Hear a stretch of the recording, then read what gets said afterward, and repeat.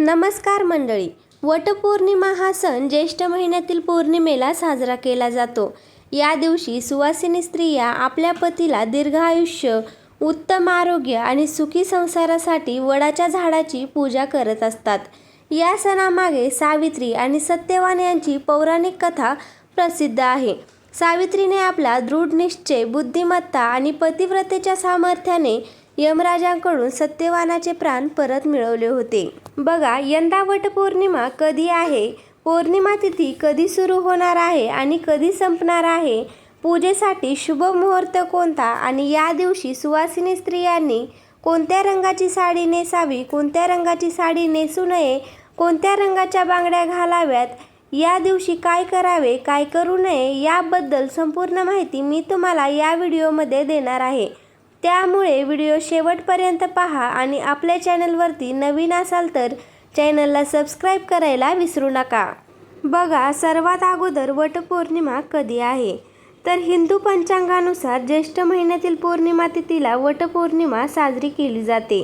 उदय तिथीनुसार यंदा हा सण सोमवार 29 जून रोजी साजरा केला जाईल आणि पौर्णिमा तिथीचा प्रारंभ सोमवार 29 जून 2026 रोजी पहाटे 3:06 सुरू होणार आहे आणि 30 जून 2026 रोजी पहाटे 5:27 समाप्त होणार आहे.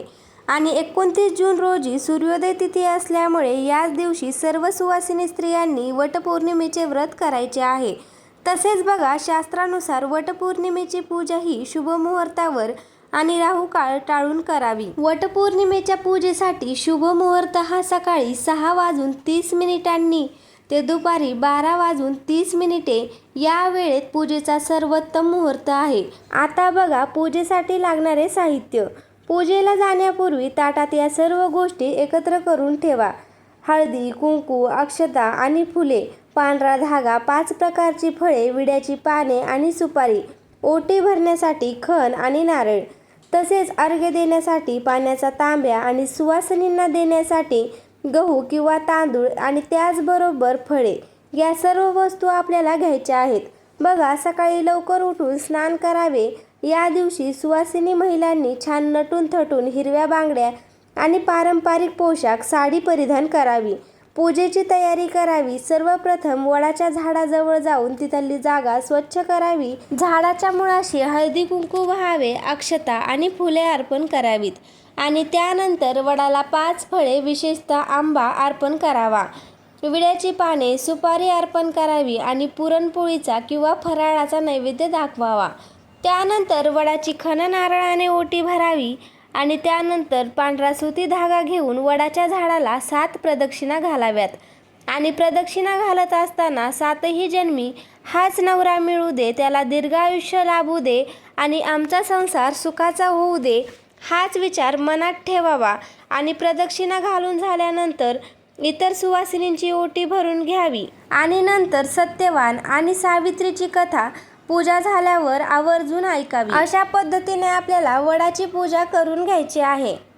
तर बघा, या दिवशी महिला 16 शृंगार करून वडाच्या पूजेसाठी तयार होतात.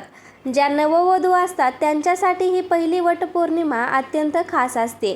त्यामुळे पाहूयात की वटपौर्णिमेच्या दिवशी कोणत्या रंगाची साडी नेसावी, कोणत्या रंगाची साडी नेसू नये, हे मी तुम्हाला सांगते.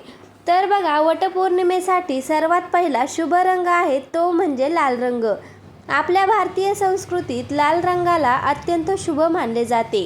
हा रंग प्रेम, शक्ती, साहस, उत्साह आणि आत्मविश्वास यांचे प्रतीक मानला जातो. लाल रंग पाहिल्यावर मनात ऊर्जा आणि उत्साह निर्माण होतो. म्हणून तुमच्याकडे जर लाल रंगाची साडी असेल तर अवश्य नेसा. त्यानंतर दुसरा रंग आहे हिरवा रंग. हा रंग निसर्गाचे आणि समृद्धीचे प्रतीक मानला जातो. हातातील हिरवा चुडा आणि हिरवी साडी हे अखंड सौभाग्याचे लक्षण मानले जाते. त्यामुळे हिरव्या रंगाची साडी तुम्ही आवर्जून नेसू शकता. आणि आता तिसरा रंग आहे पिवळा रंग. हा रंग मांगल्याचे आणि सकारात्मक ऊर्जेचे प्रतीक आहे.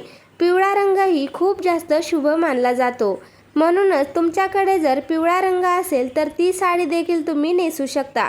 त्यानंतर आहे चौथा रंग गुलाबी रंग. हा रंग प्रेम, कोमलता, आपुलकी आणि सौंदर्य यांचे प्रतीक मानला जातो. हा रंग मनाला शांतता देतो आणि सकारात्मक भावना निर्माण करतो. त्यामुळे तुमच्याकडे जर गुलाबी रंगाची साडी असेल तर तुम्ही अवश्य नेसा. आणि आता 5वा रंग आहे केशरी रंग.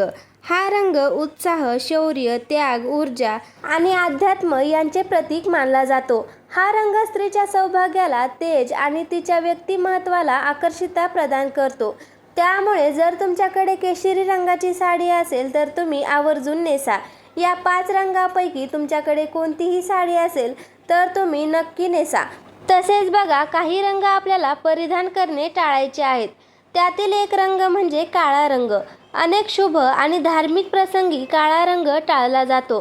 त्याचबरोबर राखाडी आणि गडद निळा रंग परिधान करणे ह्या दिवशी आपल्याला टाळायचे आहे.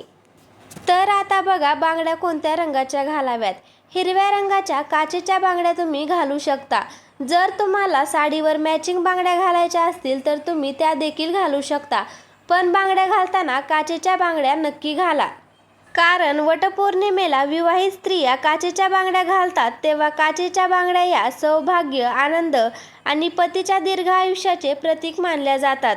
काचेच्या बांगड्याचा मंजूळ नाद घरात सकारात्मक आणि मंगलमय वातावरण निर्माण करत असतात.